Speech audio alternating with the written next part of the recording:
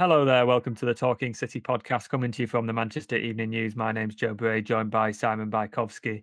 FA Cup weekend, which has weirdly already started on Thursday night, which doesn't feel right. But we've got an FA Cup tie against Salford, neighbours of sorts. But City have never played Salford because they're sort of new on the scene in terms of one of the lower league teams in Greater Manchester. We'll get onto that. What everybody wants to know first is transfers, and it's uncharacteristically busy start to January for City. We know about Omar Marmoush, we know about Khusanov, who still haven't learned the correct pronunciation of his first name, and then another name has sort of emerged in the last few days. Should we start with Vitor Reis? Is that how you say it? I assume. I'm going to go with Vitor Reis, young centre back from Palmeiras, sort of a similar profile to Kusanov in terms of a teenager, highly rated, might not initially be designed to help the first team, but it seems like City are using this window to future-proof the defence, which is might not be the defensive midfielder City want. It might not be the sort of the centre back reinforcements, but we've spoken about the age of the back line. If these deals are there to be done, it seems like City are actively pursuing them this month. Yes, very much. With both of them, I don't think they'll be brought in to sort of be immediate regular starters, but that's not to say that they can't play games. And the there's a decent chance that they do both deals this month. And if they do both deals this month, then both players will be staying with the squad for the second half of the season. So it's not like they'll be, loaned out. Or anything like that. So they will be first team players. So yeah, it's kind of like you said, maybe front loading the future recruitment and see where they go, because they've had 3 months of trying to have fit centre backs and they've not been able to do that. So yeah, a very very busy start to January for City. We're not used to this. I like how they've obviously got those four centre backs plus Guardiola who can play there, and he's the solution is sign two more. And I completely understand the reasons. They're not. It's not like he's going to have seven centre backs fighting for two places every game. It is with the future in mind. You've got John Stones who's 30. You've got Nathan Ake and Akanji who will be 30 by the end of the season. I think Stones is out of contract in 26. The other three are in 27. Decisions have to be made about that back line. And suddenly, beside these two, you've got Ruben Dias, who's 27. He's obviously got another few years in him, assuming he can shake off these injuries this season. You've got Guardiola, who's they signed him and said this is a kid who's going to play for us for the next 10 years, and then two centre backs who probably fit the same profile in terms of what they want from a signing. So, I mean, some of the reports have been saying Rate in particular could be loaned back to Palmeiras. They want him for the Club World Cup, which would give him a chance to play a lot of football. They've done that for a number of January signings. Are you suggesting that wouldn't be the case? He would be brought in January if he signed it. It also feels like he's worth a bit more money than some of these January signings that they've made from South America. Yeah, I mean, I'm not saying there's Mhm. there's absolutely no chance, but as far as I know, the intention is to keep him rather than loan him out. And like, yeah, it's a good point about the contracts. It's not even about the ages though. Like I was looking this week. How many league games has John Stones started this season? Would you say? I'd be surprised if it's more than five. It is four, and his last two, which were Spurs at home and Villa away, he had to be taken off at half time. So you've basically got a guy who's played started two league games this season for you. So like, don't matter how old he is or how long his contract runs for. Like, if he's not able to fulfill what you need from a squad player, then you need to get somebody else in. Stones may yet discover his England fitness and stay free of injuries for for the season, but City are in a position where they need to act, and if they can get these two players in, then the centre back situation will look a lot healthier. Although people will be happy that they're buying players. I do think I wrote earlier this week, like Callum Doyle looks a very good defender and is currently on loan at Norwich. He's been at Sunderland, he's been at Coventry, he's been at Leicester, involved with England youth teams. If you're Callum Doyle and you see City signing, a 20-year-old centre back for 30 million and a 18-year-old centre back for 35 million, you're sort of thinking, yeah, I'm not sure I'm going to get a game when I come back. So he might be joining the likes of Taylor Howard-Bellis and Cole Palmer and Morgan Rogers and co, who City can make a big profit on. But you sort of think, well, could they not have played? Yeah, I mean that's it always comes down to the transfer fees, and that'll be the sort of 50 million question. Could they have saved 50 million and played Callum Doyle? But I mean, Pep's had a good look at him in the summer. I thought he looked good on tour when he played against I think Barcelona. He played and maybe one of the other games. He's going to come back and he's going to be eighth choice, isn't he? If these two lads sign, that sort of tells you all you need to know. And he'll look at Howard Bellis playing for England and regularly in the Premier League, and that that feels like his next step. As much as it seems like City are prepared to throw a young centre back into their first team. It seems like they might have made the decision that it's not him, which it's a shame, but it also follows the pattern of a lot of other academy players who've gone out on loan, and we keep making the point. And James McAtee is the only one who's come back and had any sort of input in the first team, and even that has been sparingly. And we've spoke at length of McAtee's struggles in sort of locking down a spot. So it's one of them sort of curses. You can do really, really well out on loan, but coming back and doing it for City is never always that easy. And it feels telling that they're looking at two different centre backs for a lot of money rather than anyone sort of from the academy. But it's one of them as well. Like, is the value of Callum Doyle staying out on loan and playing another full season in the Championship, better than bringing him back just to sit on the bench? Probably. And if you can bring a young lad in who's might be better long term from somewhere else and give them that half season to adapt and go forward, it's probably that consideration as well. Yeah, I think so. I think they've just got to be careful. Like Chelsea is probably the obvious example, best academy in England for sort of 2010 to 2020, and so many talents they've had that they've sold and brought in kind of expensive new shiny toys that haven't necessarily been the answer. And you sort of think, well, if Chelsea had seen their academy players playing at other clubs, they'd have probably said, yeah, let's spend 60 million on them.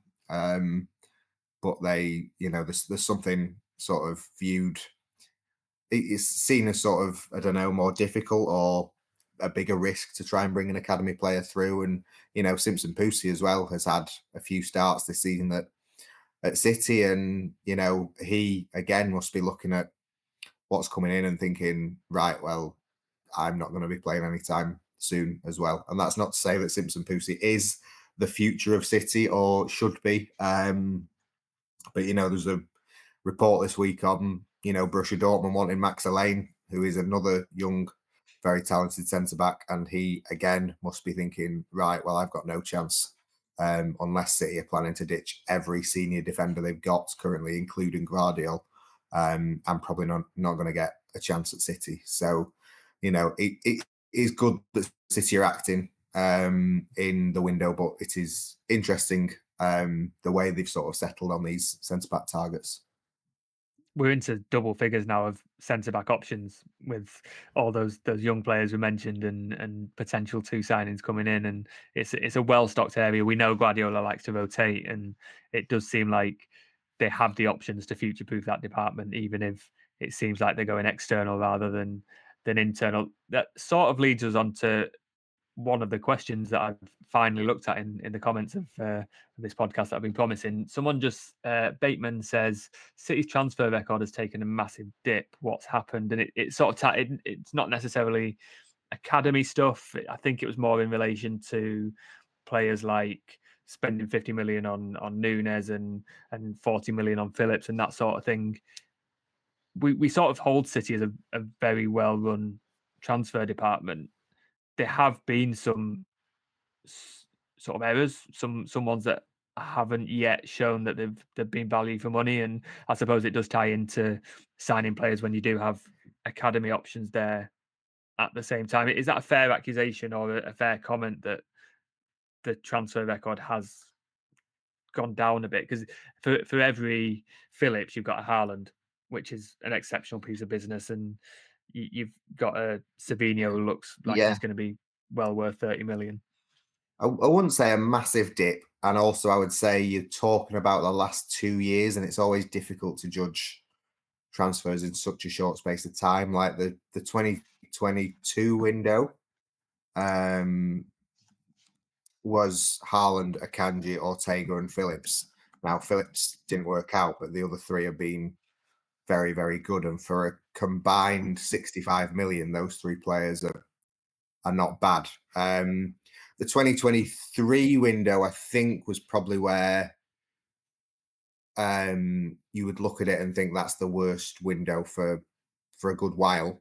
They did get Guardiola, but Doku is yet to sort of show he's worth 55 million, and Nunes is yet to show he's worth 51 million, I think it was. And also it was kind of like Nunes was almost like they went for Rice, then they weren't really sure, and then they went for Paqueta, and then Paqueta had his issues. So, they almost sort of settled on a third choice, which is unlike them. Um, And that was all and at the same time that Cole Palmer was leaving, and you can yeah, question that decision as well. yeah, although I don't think it was largely questioned at the time, and I still think it was probably the Yeah. right time for him to go because he'd not shown anything in the last 18 months of his City career.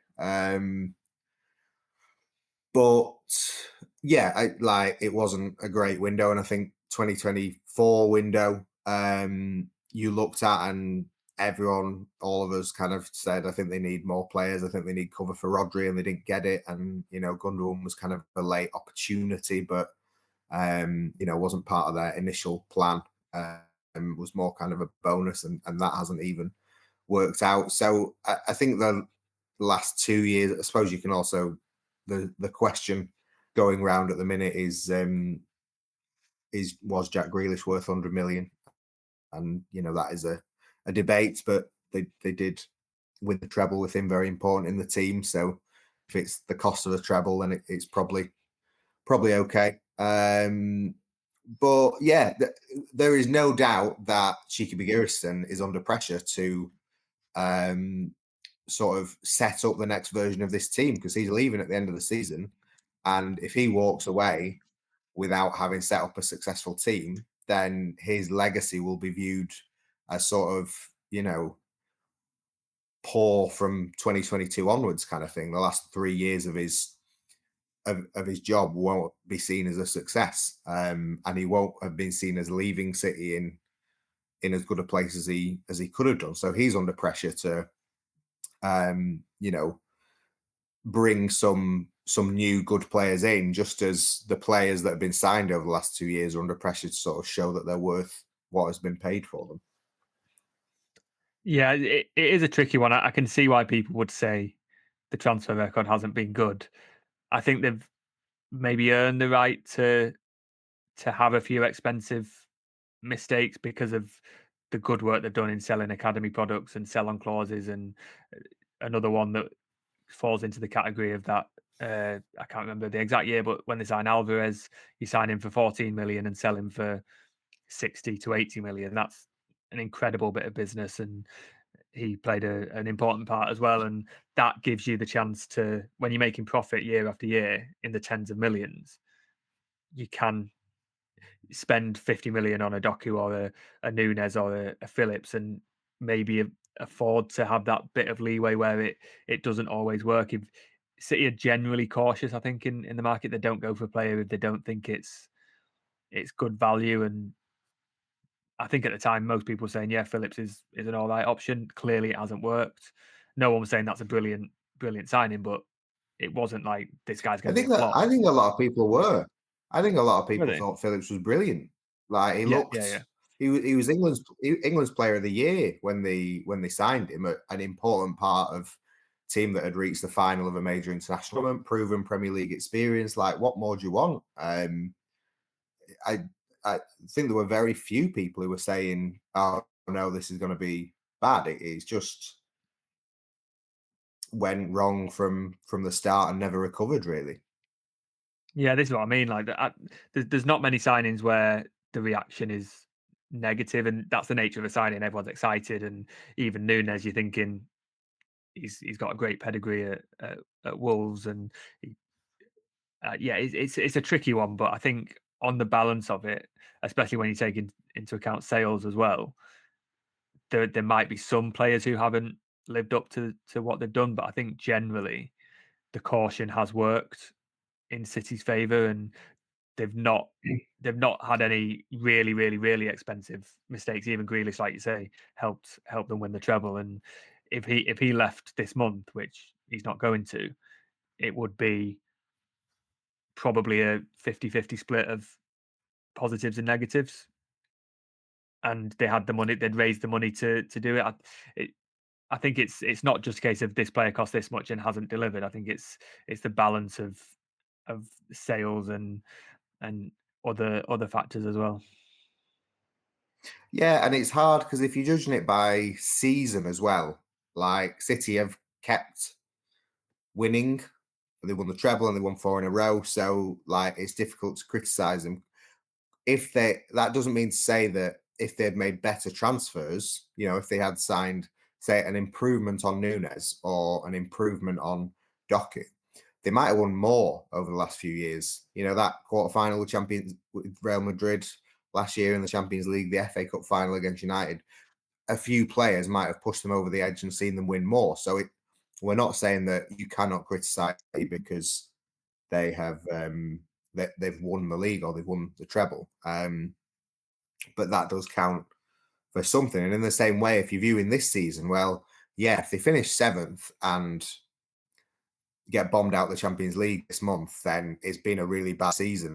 But if they finish second or third and make the quarters or the semis of the Champions League, and like it's not been terrible. And again, that's not to say like the recruitment's been amazing, but it's probably seen as worse now than it might be seen in 3 or 4 months. But I guess the ultimate barometer is like, what do you think the team looks like? Where is it weak? Where does it need strengthening? And at the minute, like it seems like there's there's no cover in defence, there's no cover, and there's no cover for Haaland up front. So it needs a lot of work. But if they sign two defenders and a forward in this January window, or if Oscar Bob comes back, and Oscar Bob comes back and things like that, then suddenly the squad's looking a lot stronger. I think hindsight is plays a massive part, and we're sort of in the middle of it at the moment. If you look back to the season where Company left Yeah. and they didn't sign a defender, everyone will have been saying that's really bad business. Then they signed Ruben Diaz, and he's done what he's done, and it's like, okay, you've waited. Things have happened that season that have been unlucky, but the long term gain has been better. So it's yeah, I think we can only really judge this season Yeah. until we've had a couple more seasons, and I think obviously the injuries are a massive factor as well, and you can't account for that when you're deciding whether to sign a player or not for however many million. Well, Diaz is a really interesting one because if they don't sign him, it's because they've paid 80 million for Harry Maguire the year before. And Or would we Koulibaly. be standing?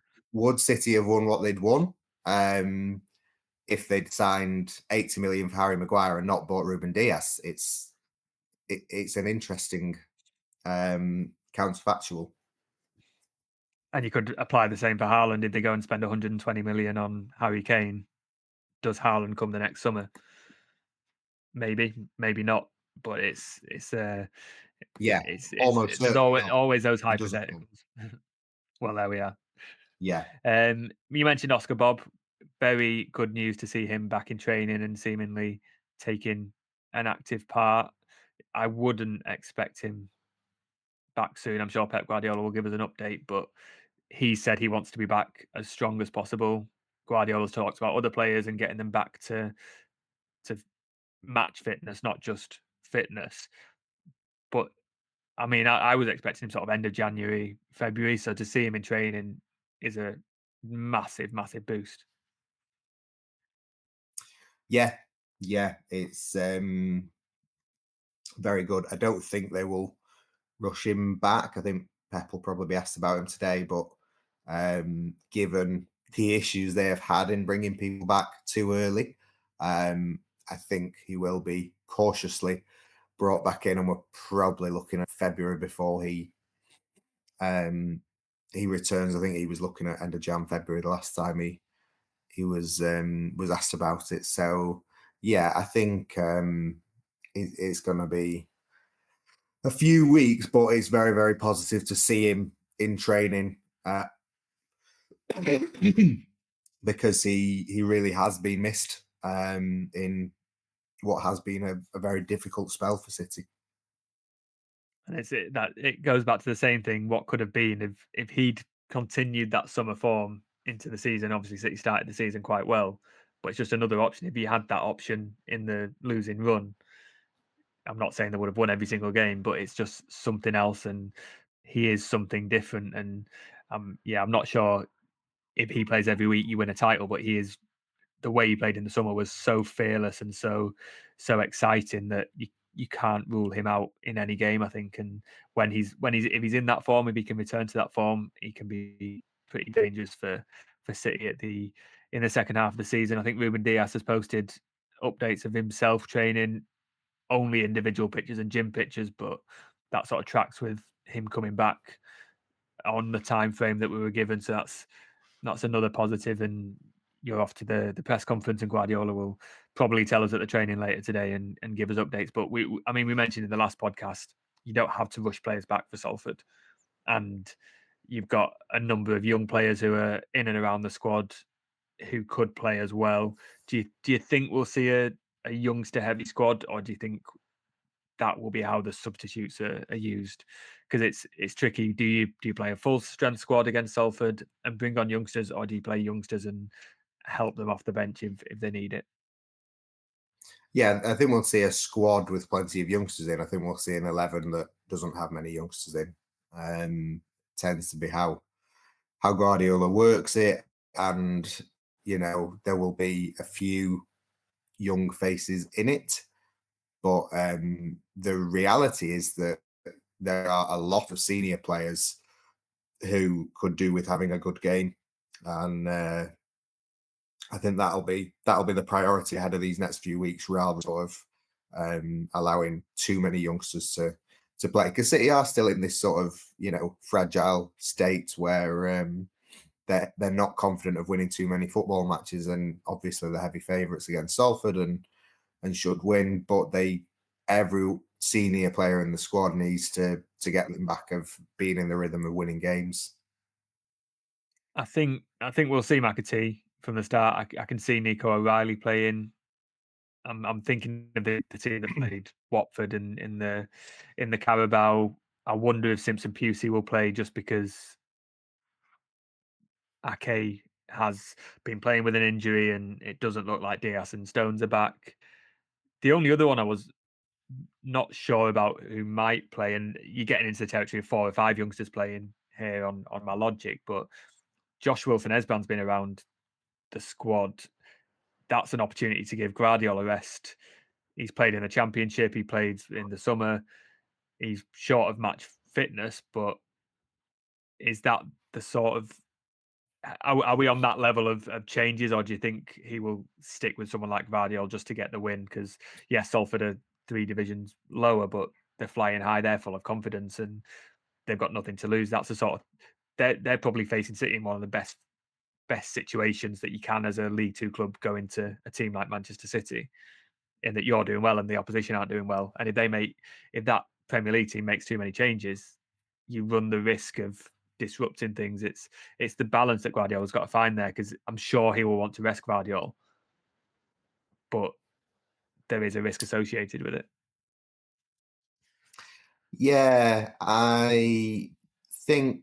I mean, if Wilson Esperan doesn't play against Salford, then he's not going to start another game for City. I don't think, unless they draw someone even lower down the pyramid in the next round. But it is one of those where you think, well, Kyle Walker will start at right back, or should start at right back. Simpson Pusi deserves to play in the middle. You probably play either Akanji or Guardiola, just to sort of strengthen the back line up. So if you play Akanji, then that leaves sort of space on the left, and if you play Guardiola, then it opens up a spot in the middle. So it kind of depends who Guardiola has in mind to play, but I think he'll probably want Akanji, just because, like, yeah, he'll want to rest Guardiola, but also Guardiola has sort of made more defensive errors than probably anyone but Kyle Walker. And I know Akanji hasn't been brilliant of late, but he would at least sort of. I don't think you would want two young centre backs with Guardiola and Walker either side of them. So I sort of think you probably want someone in the middle. So that does open up a left back spot, but whether it is Wilson Esperan that takes it or not, I'm not certain, because he hasn't really been like always around the first team squad, even though, you know, since he's come back from injury, he's not always made the bench and things like that. So he's still kind of not treated as fully a first team player. He's in limbo, isn't he? He is a first team player by definition, because he's in the squad, and that's how he's been described to us. But he's probably a bit too old for the under 21s. He's playing there occasionally. I think he played in the EFL Trophy, but he's someone who just needs to get out and play football. And there's only so much you can learn, I think, from training every day without playing. And like saying the summer, he did okay, but then he gets injured and he's denied a loan move as a result. And you just feel like just go out and just play some games. And yeah, this game might tell him what he needs to know about where he stands. But yeah, if you start playing Simpson Pusey and Wilson Esbrand and O'Reilly and McAtee, then you're getting quite inexperienced. And all these players are good enough to face League Two opposition, but you do want some experience. And if you're using your senior players to say go out and prove a point because you've not been performing, then you have a mix of young players who are inexperienced and out of form and unconfident players, and that's probably not an amazing mix. You mentioned those players who have a point to prove. I've got a list of players who I was going to ask you about. Who would you say needs to make a point in terms of the senior players who haven't quite been catching this season? Um, Kyle Walker, probably first and foremost. Gundogan on top of that. I mean, it'd be interesting to see if Edison's back after his absence. To Foden, Grealish, Doku, you would sort of expect all of those three to start, and I think I'm not sure whether I think Foden might play up front instead of Haaland, but you would expect Grealish and Doku to start behind him or tasked with supplying him, and it's kind of all, at least one of those three has got to put in a performance that gives them some kind of confidence going into the Brentford game. And then yeah, Gundogan and Walker, I think those five would be my top five. Does that match your list? The only other one was Nunes. I think Gundogan's an interesting one because I think his performances have suffered because he's had to play so much. I agree he's not been anywhere near the player that left 2 years ago, but I think if he was playing one game a week, I think he'd be a completely different player this season. So maybe this is a chance where you rest him because you do have a lot of games coming up where he'll probably be needed. I think Nunes. Surely Nunes plays. He was doing all right, and he's got a few assists this season. I think only Savinho's got more. I think that's right. And then he does what did in the derby, and I think he needs to just show that he can not give stupid goals away in the last minute in a big game. And if he can play in the middle, well, he probably would play in the middle, wouldn't he? If Gundogan and sorry, Grealish and Doku are probably going to be the wingers. So yeah, I can see it being Grealish and Doku on the flanks, probably Foden up top, McAtee and Nunes in the middle. But then it's, do you play O'Reilly and he'll need a bit of support? He's not a player who can do the defensive midfield job on his own, and that's when you start looking back at Gundogan and thinking, does he play? So it's it's going to be a difficult balance, and I've got no idea which direction Guardiola's going to go. I've got no idea how he's going to balance the sort of experience and youth and under fire players. And there is an argument that you play Haaland. I think we mentioned it in the last podcast that you play Haaland, get a few goals, and then you can make as many changes and anything you want to do after that. I don't think he'll do that. I think Haaland's played most minutes, hasn't he, of any player. If you can't beat Salford without Haaland, then the problems go a little bit deeper than I think we thought. It's just every time you think, right, I've settled on this team, this is how he's going to play, another problem crops up, it feels. Yeah, yeah. I mean, there's an argument for playing Haaland for the first half, 60 minutes, but I really do think he just deserves to have his feet up. And I don't like the idea of playing Foden up front because he still needs to sort of find his form in more natural positions. But the alternative is playing McAtee up front, and I don't, it's less fair on McAtee to say you're starting for the first time in forever, play up front and be Erling Haaland. So I think it has to be Foden and like you say, McAtee and Nunes with Gundogan in behind. I mean, O'Reilly, maybe play O'Reilly at centre back alongside Akanji. That'd be interesting. He's just going to move further back, isn't he? The more first team games he plays, he's an attacking midfielder for the academy, and then Pep's just going to move him further and further back. Yeah, it could be an O'Reilly, Simpson Pusey centre back pairing that Salford would probably lick their lips at. I mean, they're both good players, but O'Reilly is not a centre back. I'm sure there's going to be quotes somewhere of, he started as a centre back and moved forward and that sort of thing. No, there won't be. No, no, No, not having it. no. Well, I mean, as in he's been a 10 forever, so he's never been a 6 before. Never mind a centre back. Until Saturday, we'll wait and see. It feels like if anyone's not going to start of that group, it's probably going to be him, just because I think you need something in. If you play him, you have to play Kovacic or Gundogan next to them, and then if you want two wingers and Nunes and McAtee and Foden, you can't have that. So, and even if you were to put Akanji there and push him forward, that's leaving Simpson Pusey on his own, and that's probably not fair.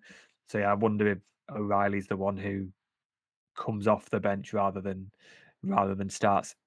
Do we think there's any chance of an upset? I would normally say absolutely no chance. I think City's form opens the door for Salford. As I say, they're in form in League Two. There's a whole narrative of the class of '92, and Ryan Giggs looks like he's going to be on the bench for Salford, as a coach, not on not as a substitute. But they're going to bring a lot of fans. It feels like if Salford ever had a chance of winning a game like this, these are the circumstances. Yes, yeah. And 5,000 fans are coming over, so it's be a big chance for them. But sort of in reality, it should be a bigger chance of City racking up a big win. I know, Guardiola will hate the sound of that. Oh, you expect us to win 10-0 every game. But it should be a chance for City to sort of go through their motions against a team that is several rungs below them, and build up a bit of confidence. And they've had Wednesday training, Thursday training, Friday training. It's so rare they get 3 days of training together in a week. So we should be, able to see the start of, what they've been working on, and their improvements from getting some training time together. So if it's anything but a very comfortable City win, then again, they're in more trouble than you think. And for all the reasons that will make Salford think that they can perform a miracle, the same reasons give City the opportunity to think, right, we need this is an option. We've got 2 wins and a draw in the last 3 games. Week of training, difficult fixtures coming up, can rest players. City will look at it and think this is a way to continue the momentum. And they've not necessarily had everything their own way in these sort of games. I'm thinking Port Vale scored at the Etihad and stuff like that, but City generally assert the dominance in these games. So it's up to the players that Guardiola has publicly challenged to go and do that. And I think it will be interesting to see how Grealish plays, how Walker plays.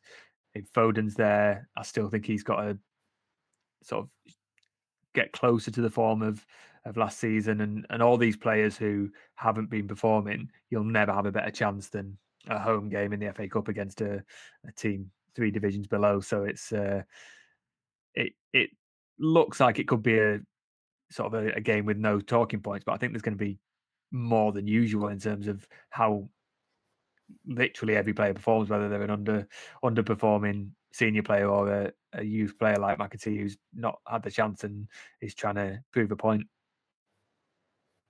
Yeah, and the state that City are in, everyone is looking at every result and every performance, and you think back to last week when City beat West Ham 2 in a row, and Pep says, "If you think this team is back, you've got another thing coming." We all want to see more signs that City are coming back, and we want to see more signs that Pep thinks City are coming back. So it might be a much changed 11 against Salford, but it will still be possible to see those things. I think it's going to be a very interesting game on Saturday, and it might feel like a bit of a non-event if City score twice early on or whatever. But there will be plenty of players on the pitch who are fighting for much more than the chance of a fourth round tie. That is a much better way of putting what I just tried to put uh, in a lot more clunky words. I can see Guardiola being so much more animated on the touchline than he usually is, and he's been very animated recently.